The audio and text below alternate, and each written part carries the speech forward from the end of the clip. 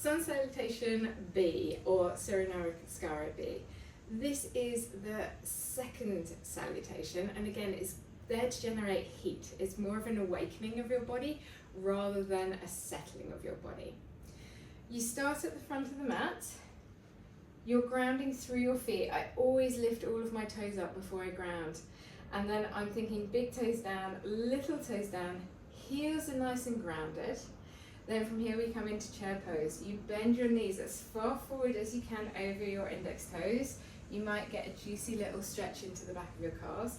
Inhaling, arms come up overhead. Now as people do this, they tend to arch their backs.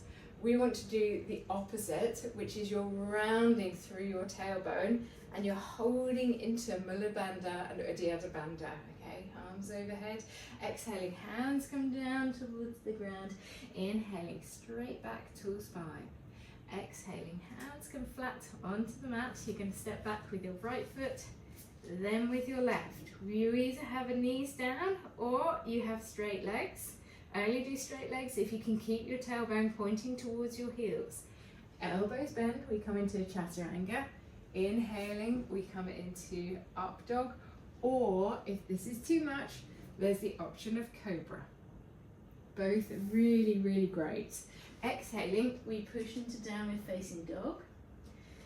Pop a bend in your knee to start with.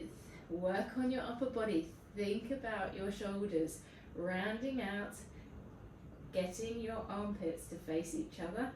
Push into your hands. You want to feel every single finger and also your thumb. Then from here, lifting your hips up towards the ceiling and then gently bringing your heels down. Looking towards your right hand, right foot steps behind your right hand. You might find that you need to bring your back foot in slightly. You turn your toes out, your heels comes in. We go into warrior one. It's a one because the arms are overhead. Try to keep your hips facing forwards. Bring your tailbone down. So arms come up overhead. Exhaling, hands come down onto the mat. Stepping back with your right foot. Exhaling, we come into Chaturanga. Inhaling, up dog or cobra. Exhaling, coming back into downward facing dog. Again, left foot to left hand. Maybe stepping forward slightly with your right foot. Right toes come out, right heel comes in. I need to adjust slightly because I can feel this hip wants to open, so I'm closing it down and really trying to bring my right hip forwards. Exhaling, hands come down onto the mat, step back with your left foot.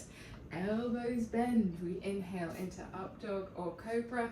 Exhaling, coming back, downward facing dog. This is a really good opportunity if you feel like you're knackered to come into a child's pose.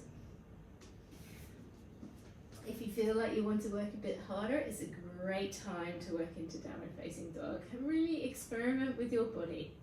Work out where works for you. So I'm working on my feet, I'm working on my left hip, I'm working on my shoulders and my hands. I'm looking towards the front of the mat, taking an inhale, stepping forwards with my right foot, and then with my left I exhale to fold. Inhaling, coming back up into chair pose. Remember, tilting through your pelvis. You're holding a ball. If you've ever been skiing, this is the position you come into a lot. And then exhaling, we come up to standing.